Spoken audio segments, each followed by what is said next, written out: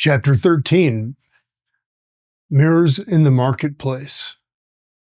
The morning after their first major victory in the invisible struggle dawned with a quality of light that seemed to carry crystalline clarity, as if the atmosphere itself had been purified by their successful defense against the consciousness parasites. But beneath this apparent serenity, the new challenges stirred.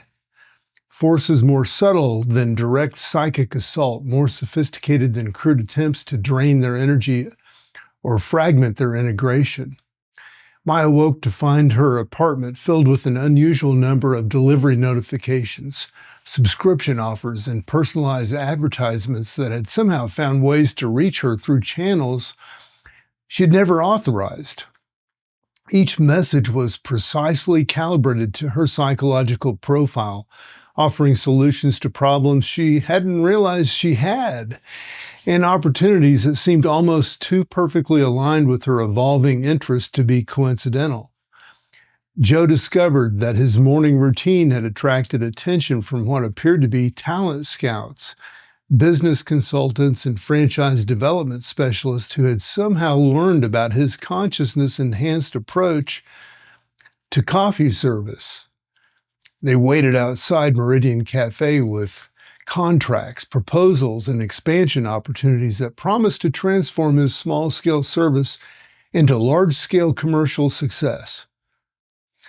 Elena found her university email overflowing with conference invitations, collaboration proposals, and research funding opportunities that seemed designed to capitalize on her recent breakthroughs in consciousness studies. Each offer came with a subtle suggestion about how her work could be made more marketable, more acceptable to mainstream academic institutions, more profitable for potential commercial applications. Leo's studio had been discovered by gallery owners, art collectors, and cultural entrepreneurs who possessed detailed knowledge of his artistic evolution, despite his never having ever shared his recent work publicly. They arrived with promises of exhibitions, publications, and commercial partnerships that could establish his reputation as a significant contemporary artist almost overnight. Tariq received calls from entertainment industry representatives, comedy club managers, and media producers who had somehow learned about his transformed approach to humor and wanted to package it for mass consumption. They spoke of television opportunities, streaming platform deals, and branded content partnerships that could make him wealthy and famous within months. They converged at Meridian Cafe in the early morning hours, each carrying their transformed instruments and a shared sense that the forces opposing their development had evolved new strategies that were more seductive than the previous day's brutal psychological assault. The recognition of sophisticated temptation. "This is different," Maya said, studying the stack of offers and opportunities she had brought with her. "Yesterday they tried to destroy us through direct attack. Today they're trying to co-opt us through irresistible opportunities." Elena spread her collection of academic and commercial proposals across their usual table, using her dream microscope to study the energy patterns that surrounded the documents. What she observed confirmed her suspicions while revealing layers of complexity that made their situation more dangerous than obvious assault would have been. "These aren't random commercial interests," she said, adjusting her instrument to capture more detailed readings of the consciousness signatures attached to each offer. There's systemic intelligence behind these approaches, coordinated efforts to redirect our development in directions that serve external agendas rather than our authentic evolution. Joe examined the business proposals that he had received with the same careful attention he brought to evaluating coffee beans for quality and authenticity. "They understand our psychology better than most marketing firms would be capable of. Every offer is designed to appeal specifically to aspects of ourselves that we've worked hard to develop. our sense of service, our desire to help others, our commitment to sharing what we've learned. Leo studied the gallery contracts, exhibition opportunities with his artist eye for hidden meanings and unspoken assumptions. But look at the small print, the subtle requirements, the ways they want to frame our work for public consumption. They're offering to make us successful by transforming what we do into something entirely different. Tariq reviewed the entertainment industry contracts with the comedian's instinct for recognizing setups and punchlines. They want to buy our awakening and sell it back to people as entertainment. Take the healing power out of the humor and replace it with commercial products that serve their business models rather than consciousness development. The arrival of market forces. As if summoned by their growing recognition of the sophisticated trap that they were being invited to enter, the cafe door chimed with the arrival of figures who appeared to be ordinary business professionals but radiated subtle energies that their enhanced awareness could detect and analyze. The first was a woman in an expensive suit who carried herself with the confidence of someone accustomed to making offers that people found impossible to refuse. She approached their table with the practiced smile of a negotiator who had studied their psychological profiles and prepared strategies specifically designed to appeal to their individual motivations and vulnerabilities. I represent a consortium of investors, she said, settling into an empty chair as if she had been invited to join their conversation, who are very interested in the consciousness technologies you've been developing. We'd like to discuss licensing opportunities that could bring your innovations to millions of people while providing you with financial resources to continue your research and development. The second arrival was a man whose casual clothes and friendly manner couldn't quite disguise the calculating intelligence behind his apparently spontaneous interest in their work. He radiated the energy of someone who made his living by identifying emerging trends and finding ways to monetize them before their creators realized their commercial value. I've been following your activities through social media and analytics, he explained, producing a tablet that displayed detailed charts and graphs, tracking their influence across digital platforms they didn't remember joining. Your engagement rates are extraordinary. Your audience growth is exponential, and your content generates the kind of authentic emotional response that brands would pay enormous amounts to associate with.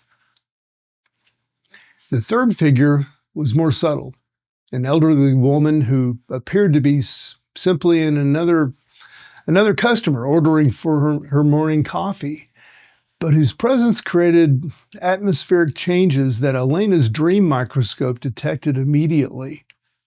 She seemed to exist simultaneously in multiple dimensions, carrying with her energy signatures that suggested vast experience with the kind of choices the seekers were being asked to make. Maya's temptation, the recording contract. The businesswoman focused her attention on Maya with the precision of a laser targeting on its intended mark. She produced a contract that promised to transform Maya's music from street performance into global phenomenon, complete with recording studios, professional marketing, and distribution networks that could carry her healing songs to audiences she had never imagined reaching. Your music has therapeutic properties that could help millions of people, the woman explained, her voice carrying harmonics that made her arguments sound more reasonable than they actually were. But to achieve maximum impact, we would need to make some adjustments. Standardize the healing frequencies, create consistent emotional effects, package the consciousness technologies in ways that mass audiences can consume safely. Maya felt something inside her contract with recognition and longing. The offer represented something she had ever dreamed of in terms of reaching people with her healing music, sharing her great gifts with the world, making a living doing what she loved most. The financial security alone would free her from their concerns about rent and survival that had been constant background stress since she had begun her awakening journey. But her integration work had taught her to examine not just the surface of attractive offers, but their deeper implications and hidden costs. What kind of adjustments, she asked. Some part of her consciousness already understood what the answer would involve. Nothing dramatic, the woman assured her, producing audio samples that demonstrated how Maya's compositions could be modified to produce more predictable therapeutic effects. We would simply need to remove some of the more experimental elements that might confuse or overwhelm untrained listeners. Standardize the healing frequencies based on proven scientific research. Make the experience more accessible to people who aren't ready for the full intensity of consciousness transformation. Maya listened to the sanitized version of her music and felt her heart sink. The samples retained the surface beauty of her compositions while stripping away everything that made them capable of facilitating genuine awakening. The healing had been replaced with relaxation, the transformation with entertainment, the invitation to growth with comfortable emotional massage that left listeners exactly where they started. This isn't my music, she said quietly.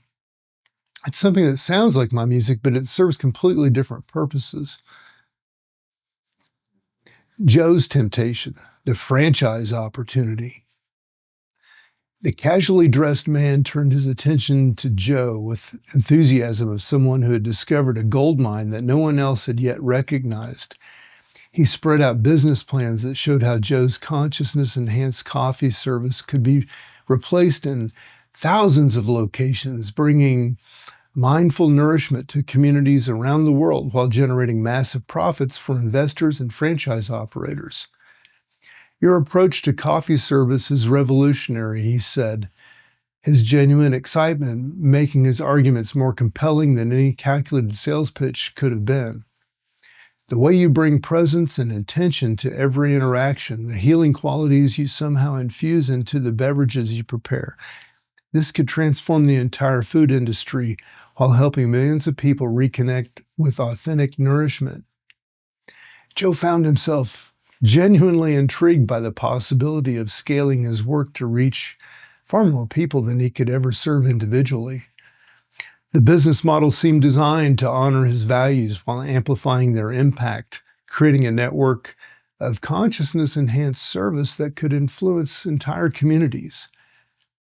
But as he studied the franchise materials more carefully, he began to recognize the inevitable compromise that mass production would require. How would you maintain the consciousness technologies in a chain environment? How would you ensure the franchise operators could provide the same quality of presence and intention that makes this work effective? We've developed training protocols, the man explained, showing Joe curricula that promised to teach consciousness enhancement techniques to food service workers in a matter of weeks. Standardized meditation practices, prescribed intention-setting rituals, monitored quality assurance procedures that ensured consistent delivery of the consciousness enhancement experience across all locations. Joe reviewed the training materials and realized they represented the same kind of reduction he had observed in Maya's music samples. The techniques could teach people to go through the motions of mindful service, but they couldn't transmit the integrated awareness that made such service genuinely transformative. The protocols would produce performance of consciousness rather than consciousness itself. You're trying to manufacture presence, he said, understanding that dawning with uncomfortable clarity. But presence can't be mass produced. It can only be cultivated through individual commitment to inner development. Elena's Temptation, the Research Institute. The businesswoman shifted her attention to Elena with proposals that seemed designed to appeal to her scientific training and her desire to understand consciousness through rigorous investigation. She described research facilities that could provide Elena with resources she had never dreamed of accessing: advanced instrumentation, unlimited funding, collaboration with brilliant colleagues who shared her interest in consciousness studies. Your work on consciousness ecosystems could revolutionize multiple fields of scientific inquiry, the woman explained, producing architectural plans for laboratories that looked like they had been designed by someone who understood exactly what consciousness research required. But to achieve acceptance in mainstream scientific communities, we would need to present your findings in ways that conform to conventional methodological standards. Elena felt the familiar tension between her authentic research interest and the demands of academic respectability that had constrained her work throughout her career. They offered to resolve that tension by providing her with institutions that could support consciousness research while maintaining scientific credibility. But as she examined the research protocols, the publication strategies that came with the offer, she recognized subtle forms of constraint that would be more limiting than the crude restrictions she had faced in conventional academic settings. The Institute would support her research as long as her findings could be packaged in ways that served commercial interests rather than pure scientific inquiry. You want me to study consciousness in ways that make it controllable and marketable, she realized. But consciousness might not be something that can be fully understood through approaches that treat it as a resource to be exploited rather than a mystery to be explored with respect. Leo's temptation. The gallery circuit. The elderly woman who had been observing their conversation finally approached their table. But instead of making overt commercial proposals, she engaged Leo in conversation about the relationship between artistic vision and public reception that seemed designed to appeal to his deeper concerns for the role of art in society. True art, she said, speaking with the authority of someone who had spent lifetimes thinking about these questions, requires audience to achieve its full purpose. The most profound vision remains incomplete until it finds viewers who can receive and respond to what the artist is offering. Leo found himself drawn to the philosophical discussion about the responsibilities artists bore to make their work accessible, the balance between authentic expression and the effective communication, the ways that commercial success could either corrupt or support artistic development depending on how it was approached. The woman showed him images of galleries and museums where his reality marking artworks could be displayed using technologies that would make them visible to viewers who had not developed the consciousness necessary to perceive them directly. Your art could reach millions of people who need what you're offering, but only if you're willing to make it accessible to consciousness that operates at conventional levels of development. As Leo studied the technological solutions that promised to make his multidimensional artworks viewable through ordinary perception, he began to understand that accessibility achieved through technological mediation would fundamentally alter the nature of what he was creating. Art that required consciousness development to perceive served different purposes than art that could be consumed passively.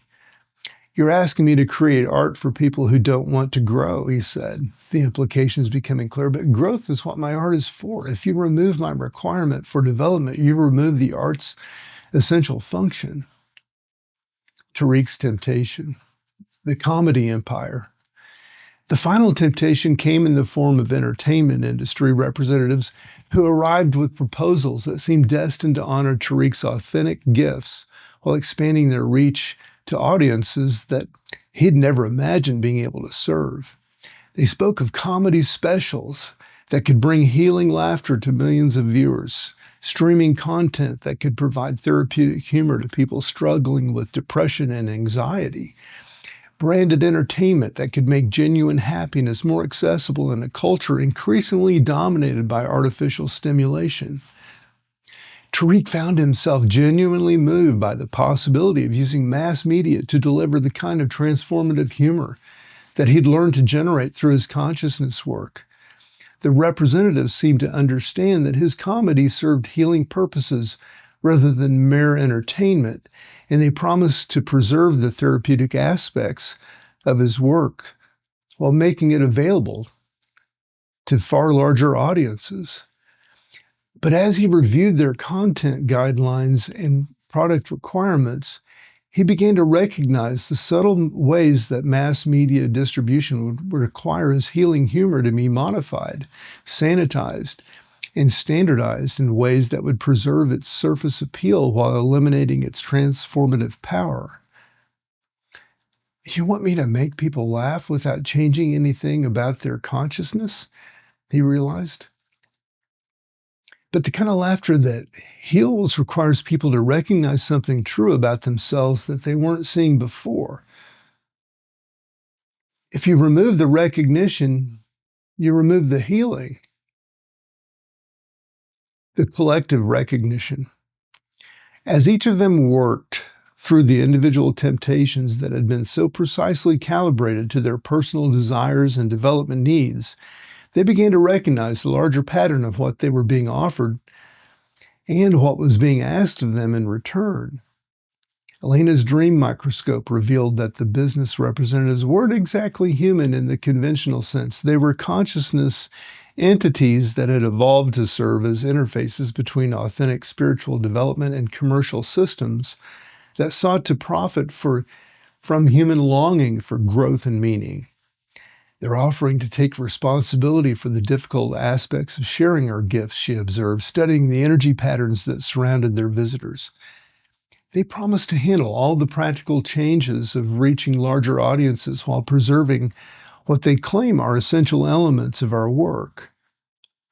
Maya tested her violin, producing notes that revealed the true nature of the others' offers that they were receiving. But the essential elements they want to preserve are only the surface effects. They want the relaxation without the awakening, the entertainment without the transformation, the product without the process that makes the product meaningful. Joe began preparing coffee with the enhanced attention that became his signature, using the familiar ritual to ground himself in the authentic purposes that had guided his development. They're not trying to corrupt our work deliberately. They're trying to make it successful according to definitions of success that have nothing to do with consciousness development. Leo sketched three-dimensional portraits of their visitors that revealed layers of motivation and intention that existed beneath their business personas. They genuinely believe they're offering us opportunities to serve more people effectively. But their understanding of service is completely different from ours.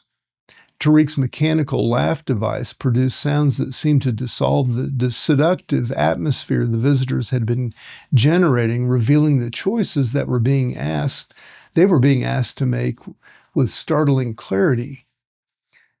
The joke is that they want to buy our authenticity and sell it as products that stimulates authenticity. They don't understand that authenticity can't be mass-produced. It can only be individually cultivated through personal commitment to truth. The deeper understanding of marketplace dynamics. As the business representatives realized that their carefully crafted offers were being seen through rather than accepted, their personas began to shift, revealing aspects of their nature that had been hidden beneath professional facades. The elderly woman spoke first, her voice carrying harmonics that made the air in the cafe shimmer with possibility and danger simultaneously. You misunderstand the nature of the choice you're making. We're not asking you to abandon your authentic development. We're offering you the resource to share it with people who need what you've discovered but lack the circumstances to develop it independently. Consider, added the businesswoman, her form beginning to reveal translucent qualities that suggested she existed partially in dimensions the seekers were only beginning to learn to perceive. The ethical implications of keeping consciousness technologies that could heal suffering available only to the small number of people who have the privilege and circumstances necessary to pursue individual awakening. The casually dressed man's appearance shifted to reveal technological augmentations that suggested he represented hybrid human-machine intelligences that had evolved to facilitate exchanges between spiritual and commercial dimensions.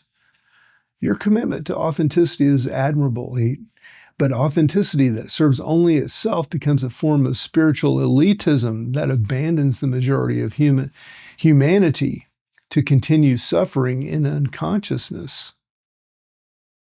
The ethical dimension of spiritual commerce. Their arguments carried enough truth to give the seekers pause, forcing them to confront questions they had not previously considered about the responsibilities that came with their consciousness development and the ethics of keeping transformative capabilities limited to a small circle of initiates. Maya felt the weight of knowing that her music could potentially help millions of people who would never have access to it if she insisted on maintaining its full transformative power. Is it better to reach 1,000 people with healing music that has been diluted, or to reach dozens of people with music that can facilitate genuine awakening? Joe studied with similar questions about the scope and scale of service that his consciousness could sustain without losing its essential qualities. Can consciousness enhancement be transmitted through systems, or does it require direct person-to-person contact to maintain its authenticity? Elena grappled with the tension between pure research and applied research, between understanding consciousness for its own sake and developing conscious technologies that could be implemented in ways that serve human welfare on massive scales. Leo confronted questions about the relationship between artistic integrity and the social responsibility, between creating art that served his own authentic expression and creating art that could reach people who needed beauty and inspiration, but weren't ready for the full challenge of consciousness development. Tariq wrestled with the difference between healing laughter that required individual growth and entertainment that could provide temporary relief from suffering without addressing its underlying causes.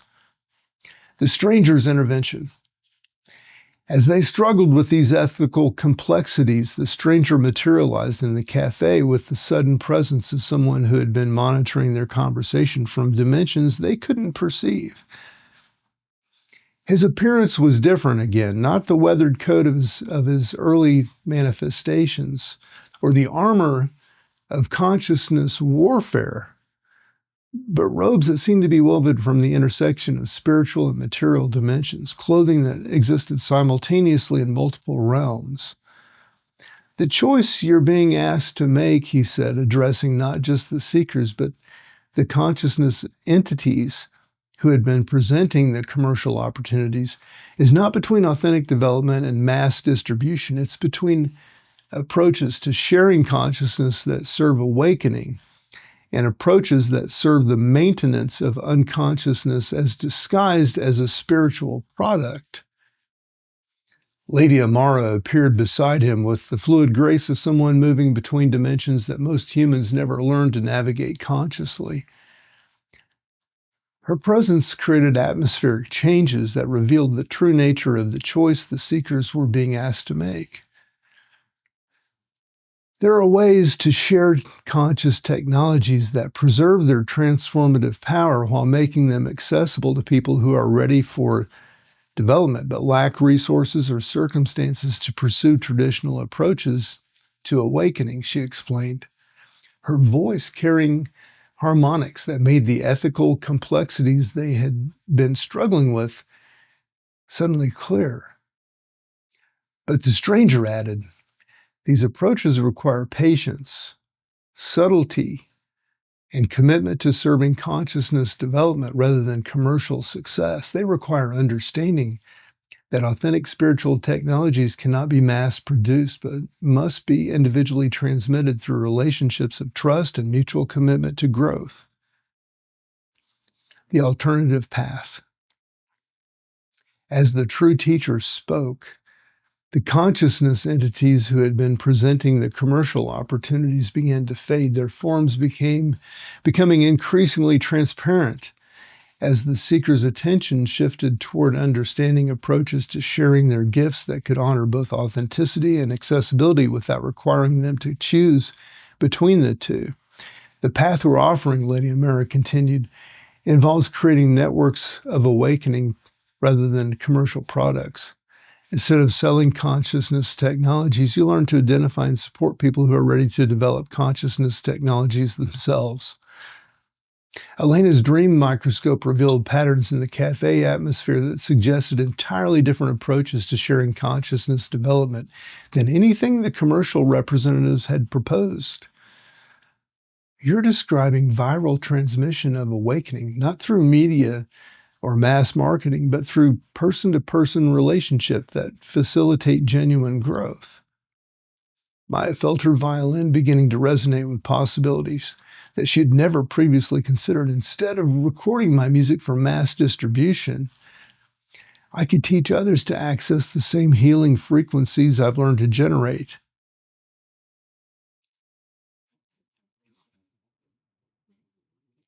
Instead of being the only source of the music, I could help create multiple sources. Joe realized that his coffee service could become a training ground where he taught others to bring consciousness to their own work, whatever that work might be. Rather than franchising my specific approach, I could help people learn to apply consciousness enhancement to their own form of service. Leo saw ways that his reality marking techniques could be taught to other artists who could then develop their own multidimensional artworks rather than consuming his creations passively. Art that teaches people to become artists rather than art that creates audiences of consumers. Tariq understood that his healing humor could be used to teach others to access their own capacity for transformative laughter rather than becoming dependent on external sources of therapeutic entertainment. Comedy that helps people find their funny bones rather than comedy that makes them laugh at other people's jokes. The network model of consciousness distribution. As they grasped the implications of the alternative approach the stranger and Lady Amara were describing, the ethical dilemmas that had been tormenting them began to resolve into creative opportunities that serve both individual authenticity and collective accessibility. This approach, the stranger explained, requires understanding that consciousness development cannot be commodified because it depends on relationships, context, and personal commitment that cannot be packaged or purchased. But it can be facilitated, supported, and transmitted through networks of people who have committed to their own development and learned to help others with theirs.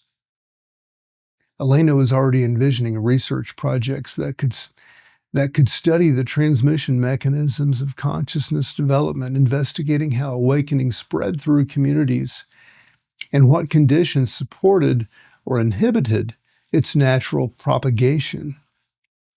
Maya began composing music that was designed not just to heal listeners, but to awaken their own musical healing capacities. Songs that functioned as tutorials for accessing rather than consuming therapeutic frequencies.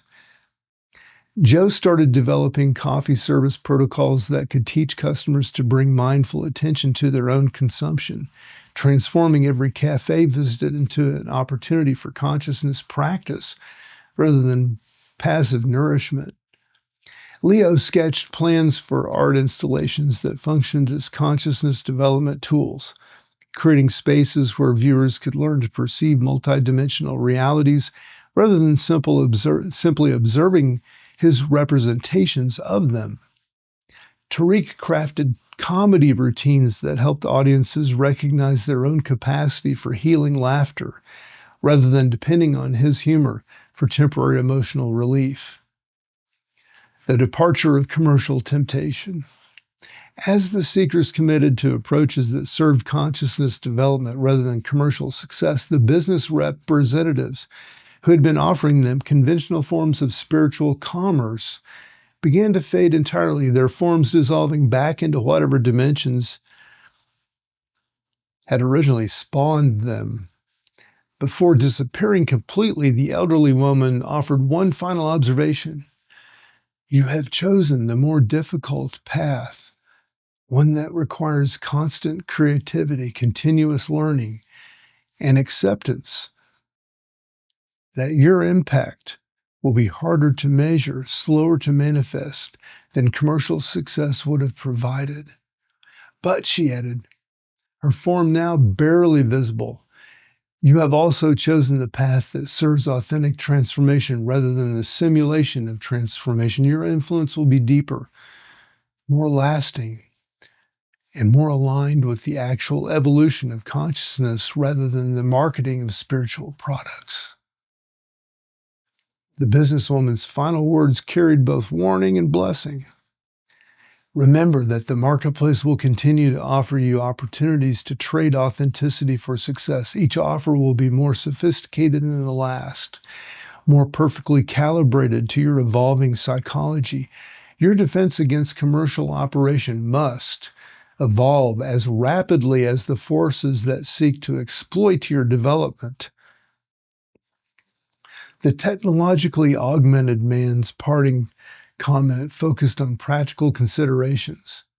The networks you build to transmit consciousness development will require resources, organization, and strategic thinking that differs from, but is no less demanding than commercial enterprise.